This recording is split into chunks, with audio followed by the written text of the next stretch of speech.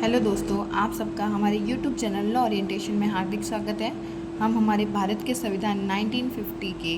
Part 3 जो हमारे मौलिक अधिकार से रिलेटेड है, उसका जो आर्टिकल है 14 हमने लास्ट लेक्चर में रीड किया था। आज हम हमारा आर्टिकल 15 को रीड करेंगे। आर्टिकल 15, धर्म, मूल वंश, जाति, लिंग या जन्म स्थान के आधार पर विभेद का प्रतिषेध। इसका क्लॉज 1 है, राज्य किसी नागरिक के विरुद्ध केवल धर्म, मूल वंश, जाति, लिंग, जन्म स्थान या इनमें से किसी के आधार पर कोई विभेद नहीं कर सकता है। इसका मतलब है कि जो हमारी स्टेट है वो नागरिकों के विरुद्ध ये नहीं बोल सकता कि आप इस पर्टिकुलर कोई धर्म है, मूल वंश है, जाति है या फिर हमारा कोई जन्म स्थान है, इसके आधार पर भेदभाव नहीं कर सकती। सबको इक्वलिटी दे रखी है, देने की बात की गई है। जो हमारा क्लॉज 2 है, कोई नागरिक केवल धर्म, मूल वंश, जाति, लिंग, जन्म स्थान या इनमें से किसी के आधार पर, जो हमारा पॉइंट क है वो बोल रहा है, दुकानों, सार्वजनिक भोजनालयों, होटलों और सार्वजनिक मनोरंजन के स्थान में प्रवेश, या बी पॉइंट है, पूर्णतः या भागत राज्य निधि से पोषित या साधारण जनता के प्रयोग के लिए समर्पित कुओं, तालाबों, स्नान घाटों, सड़कों और सार्वजनिक समागम के स्थानों के उपयोग के संबंध में किसी भी निर्योग्यता, दायित्व, निर्बंधन या शर्त के अधीन नहीं होगा। इसका मतलब है कि किसी भी नागरिक को किसी भी सार्वजनिक स्थान, जैसे कोई दुकान है, भोजनालय है, होटल है, कोई मनोरंजन स्थल है, कुओं, तालाबों, स्नान घाटों, सड़क है या फिर कोई सार्वजनिक रिजॉर्ट है, उनमें प्रवेश से इस आधार पर धर्म, जाति, लिंग या जन्म के स्थान पर किसी भी प्रकार का भेदभाव नहीं किया जाएगा और उनको रोका नहीं जाएगा। लेकिन इसका कुछ एक एक्सेप्शंस है, जैसे अगर कोई टेररिस्ट है या ड्रिंकर है तो हम उसको रोक सकते हैं। क्यों? क्योंकि वो हमारी पब्लिक शांति को भंग करना चाहता है।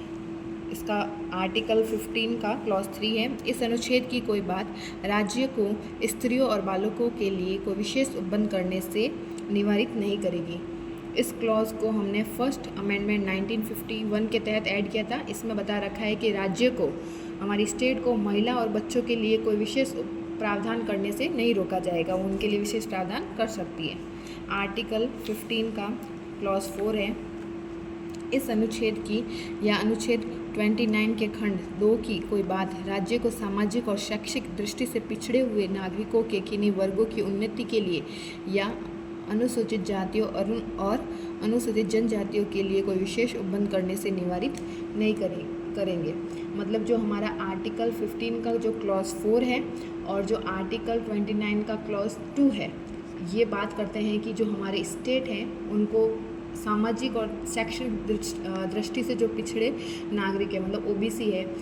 जो अनुसूचित जाति और अनुसूचित जनजाति, एससी और एसटी है, उनकी उन्नति के लिए अगर कोई उपबंध करना है हमारे राज्य को, तो वो किसी भी प्रकार से उनको रोकेगी नहीं, वो उपबंध कर सकती है उनके कल्याण के लिए। आर्टिकल 15 का क्लॉज 5 है, इस अनुच्छेद या अनुच्छेद 19 के खंड 1 के उपखंड 6 की कोई बात राज्य को सामाजिक और शैक्षिक दृष्टि से पिछड़े हुए नागरिकों के किन्हीं वर्गों की उन्नति के लिए या अनुसूचित जातियों और अनुसूचित जनजातियों के लिए विधि द्वारा कोई विशेष उपबंध करने से निवारित नहीं करेगी, जहाँ तक ऐसे विशेष उपबंध अनुच्छेद 30 के खंड 1 में निर्दिष्ट अल्पसंख्यक शिक्षण संस्थाओं से भिन्न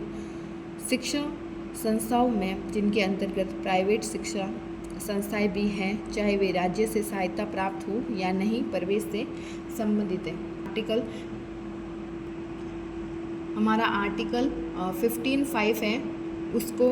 93 अमेंडमेंट 2005 के तहत जोड़ा गया है। इसमें बता रखा है कि जो आर्टिकल 30 का क्लॉज 1 है, जिसमें जो हमारे अल्पसंख्यक शैक्षिक संस्थाओं की बात करता है, उनको छोड़कर अगर किसी भी प्रकार की निजी शैक्षिक संस्था है तो उस पर, चाहे वो संस्थाएं राज्य से सहायता से प्राप्त हुई है या राज्य की गैर सहायता से प्राप्त हुई है, उनके प्रवेश से संबंधित है, उस पर अगर हमारा स्टेट कोई लॉ बनाना चाहता है तो उसको उस पर लॉ बनाने से नहीं रोकेगी, वो उस पर लॉ बना सकती है।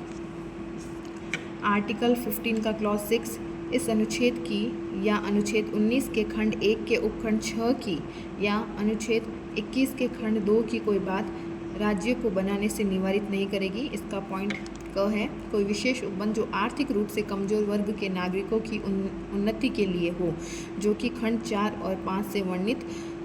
वर्गों से भिन्न है और इसका पॉइंट बी है, कोई विशेष उपबंध जो आर्थिक रूप से कमज़ोर वर्गों के नागरिकों की उन्नति के लिए हो, जो कि खंड 4 और 5 में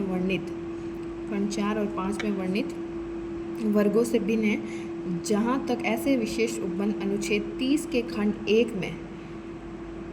1 में निर्दिष्ट अल्पसंख्यक शिक्षक संस्थाओं से भिन्न शिक्षा संस्थाओं में, जिनके अंतर्गत निजी शिक्षा संस्थाएं भी हैं, चाहे वे राज्य से सहायता प्राप्त हो या नहीं, प्रवेश से संबंधित हैं, आरक्षण के संबंध में विद्यमान आरक्षण के अतिरिक्त होगा और सभी श्रेणियों में कुल पदों में यह अधिकतम 10% रहेगा।